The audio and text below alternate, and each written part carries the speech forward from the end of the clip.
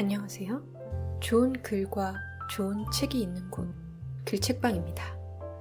프랑스의 철학자 에마뉘엘 레비나스는 이런 말을 했다고 합니다. 내가 나 자신에게 스스로 타인이 되는 방법이 있다면 그건 바로 부모가 되는 것이라고. 오늘은 10달간 아이를 품을 땐 내 안에 있지만 나는 아닌 존재와의 미묘한 관계에 대해 사색했고, 아이가 태어난 뒤에는 세상에 궁금한 게 많은 꼬마 철학자들을 키우며 엄마인 스스로 역시 철학자로 성장하게 되었다고 말하는 브런치 작가 이진민 님의 책 나는 철학하는 엄마입니다를 읽어보도록 하겠습니다. 에마뉘엘 레비나스라는 프랑스 철학자가 아주 재미난 말을 했다. 내가 나 자신에게 스스로 타인이 되는 방법이 있다면 그건 바로 부모가 되는 것이라는. 내가 남이 된다고? 아니 어떡해? 레비나스에 따르면 아이를 가지면 되는데 아이는 바로 타자가 된 나이기 때문이다. 그는 부모가 된다는 것을 나와 타자의 오묘한 관계에 대한 경험, 초월적인 경험이라 말한다. 이게 대체 뭔 말인가 싶지만 간단히 말하자면 나를 넘어서는 나를 만나는 경험이라는 것이다. 아이는 나지만 나는 아닌 존재이기 때문이다. 나로부터 태어난 또 다른 나. 나도 아니고 그렇다고 타자도 아닌 존재. 내 아이. 맞는 말이다. 첫 아이를 가진 것을 알았을 때의 그 기분을 기억한다. 내 안에 다른 생명이 있다는 것을 알게 된 순간부터 내게는 말로 표현하기 어려운 어떤 설레는 긴장감이 생겼다. 분명 내 몸인데 내 안에 저렇게 콩콩 뛰는 심장을 가진 다른 생명이 있다니. 내 안에 있는 얘는 나인가 남인가? 내 안에서 자라고 있는 작은 생명체를 대함에 있어 오묘하고 뭉클한 긴장감을 느낄 때마다 나는 레비나스를 떠올렸다. 나와 내 안에서 자라고 있는 아이. 칼로 무 자르듯 나와 타자로만 규정 지을 수 없는 신기하고 신비로운 관계. 태교라는 건 역시 그랬다. 내 몸에 새들어 살고 있는 타자를 위해 나의 감정과 행동을 조절해야 한다는 것. 세상 모든 오글거리는 것과는 천성적으로 맞지 않아 딱히 별난 태교를 하진 않았지만 엄마의 감정이 아이에게 전해진다는 것만큼은 믿었다. 실은 둘째를 가진 순간부터 아이가 태어날 때까지 개인적으로 힘든 시기를 거쳤다. 안 좋은 일이 겹쳐 내가 굳건히 딛고 있던 양쪽 발밑의 땅이 하나씩 꺼져버린 느낌이었다. 매일 밤 불이 꺼지면 눈물을 흘리다 잠이 들고 그 잠에서 깨어나 현실로 돌아오는 순간부터 다시 땅이 꺼지는 듯한 절망감을 느끼던 시절. 현실의 내가 너무 슬프고 절망적인데 내 안의 아이를 위해 그 감정을 조절해야 하는 것은 정말 어려운 일이었다. 아이를 완전한 나로 여겨서도 완전한 남으로 여겨서도 안 되었다.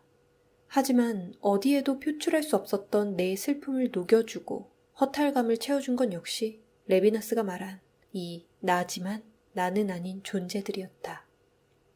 당시 아직 2살도 되지 않았던 첫 아이는 엄마가 우는 게 낯설어서 떨어지는 눈물을 작은 손가락으로 만져보며 이상한 미소를 지었고, 뱃속의 작은 아이는 슬픔이 빗방울처럼 뚝뚝 새어들어오는 그 전셋집 안에서도 무탈하게 꼬물거리며 무럭무럭 자라났다. 잠시 누워있을 때 한 놈이 옆에서 꼬무락거리고 또 한 놈은 뱃속에서 꼬무락거리면 바닥에 닿은 등에서부터 천천히 힘이 솟아나는 느낌이었다.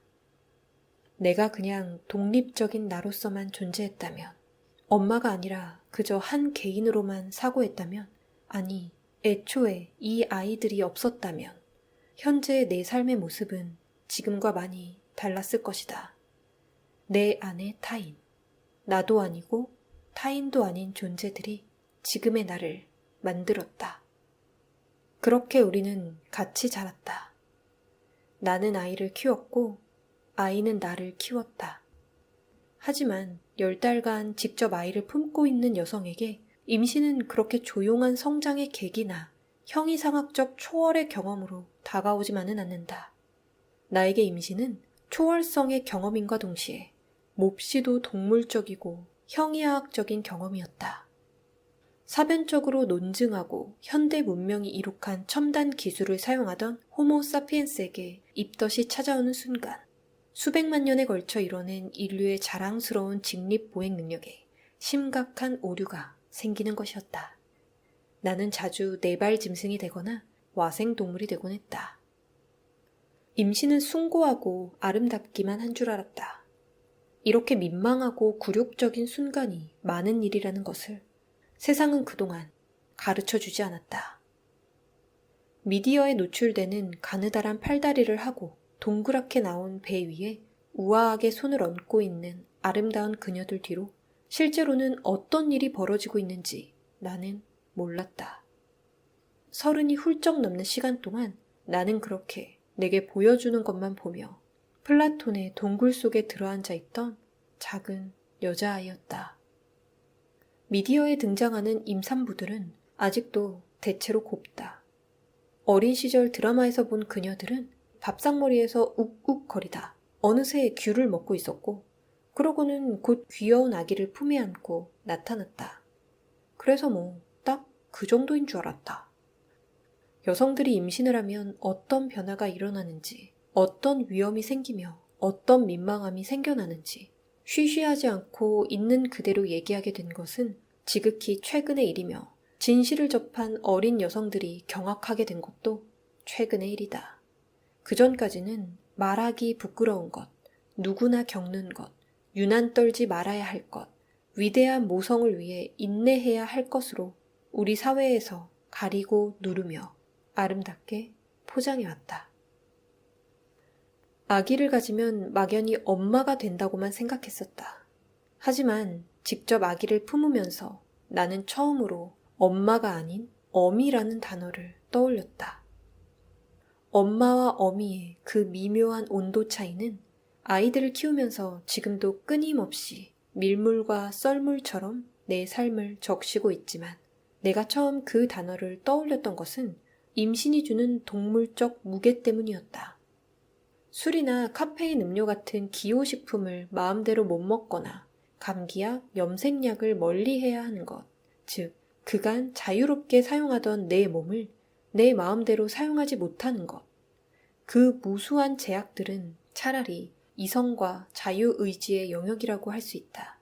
문제는 이성이나 의지와는 별개로 변해가는 내 몸이었다.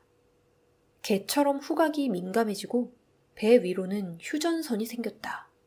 평소에는 환장할 것 같았던 황홀한 밤냄새가 왠지 달갑지 않았다. 식스센스에 이어 세븐센스가 생겨났다. 뜬금없는 전자파 감지 능력을 갖게 되어 컴퓨터를 켤 때마다 울렁증이 심했고 내가 지금 물을 마시는 이 유리컵에 이전에는 어떤 액체가 담겼었는지 알 수 있는 초능력이 생겼다.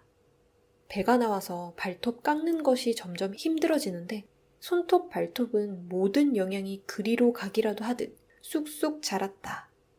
쓰러져서 침을 흘리며 자고 화장실을 수시로 들락거렸다. 땅에 떨어진 물건을 주울 때는 다소곳함이라고는 눈 씻고 찾아볼 수 없는 자세가 되었다. 나온 배 때문에 양다리는 쩍 벌어졌고 물건을 가까스로 손에 쥐고 일어날 때는 입에서 내가 통제할 수 없는 신음소리가 발사되었다. 더 이상 이렇게 살 수는 없었다. 자다가 침 흘리는 건 어쩔 수 없다고 치고 물건을 주울 때는 그래도 최대한 다리를 오므리고 신음소리를 내는 대신 심호흡을 하려고 애썼다.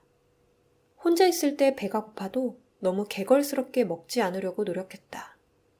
임신을 계기로 기본적 욕구를 충실히 보살피고 조금 유연하게 풀어지는 것도 좋지만 그렇다고 너무 짐승처럼 살기에는 왠지 자존심이 허락지 않았다. 그랬다.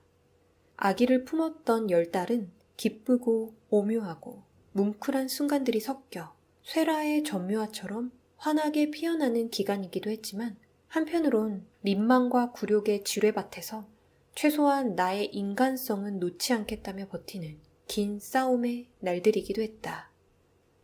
발음도 포근한 엄마보다는 강인한 생명력의 어미가 되어야 할 날들이 앞으로 더 많을 것이기에 엄마라는 분홍빛 환상을 조금 내려놓을 필요가 있었다. 하지만 동물 같은 강인한 생명력을 갖는 것과 삶의 모습을 동물처럼 뭉그러뜨리는 것은 전혀 다른 일이라고 생각했다. 그렇게 육신의 급격한 변화를 겪으면서도 인간성을 놓지 않겠다는 단단한 마음가짐만큼은 부른 배 안에 알맹이처럼 지니고 싶었다. 임신, 출산, 육아. 인간은 동물이라는 것을 어쩔 수 없이 뼈저리게 느끼게 되는 와중에 그 과정을 인문학적 사고로 칠해보고 그 10달을 그리고 그 이후를 인간 존재에 대한 울음의 기회로 만들고 싶었다. 나의 동물적인 변화에 서툴게나마 인문, 즉 인간의 무늬를 찍어보고 싶었던 것이다. 그렇게 깨달음의 순간들을 잊지 않기 위해 틈틈이 정리한 메모들을 다시 하나씩 꺼내 글로 엮어본다. 내 몸에 새들어 살고 있던 아기들, 지금은 제법 이성도 자유의지도 발전한 꼬마 인간들이 되어가고 있다. 그리고 곁에 있는 엄마의 이성과 자유의지에 상당한 영향을 끼치고 있다. 엄마는 아직도 동물적인 변화에 스스로 당황하며 인간성을 잃지 않으려고 노력 중이다. 엄마에게 끊임없는 철학적 영감을 주는 아이들, 아리스토텔레스 할아버지의 가르침 따라 중용의 미덕을 추구하는 엄마를 늘 시험에 들게 하는 아이들이 참 고맙다. 요즘에 나는 아이들과 함께 쑥쑥 자라고 있다. 지금까지 웨일북에서 펴낸 이진민 작가님의 책 나는 철학하는 엄마입니다 였습니다. 좋은 글과 좋은 책이 있는 곳 글책방과 함께 해주신 여러분 감사합니다.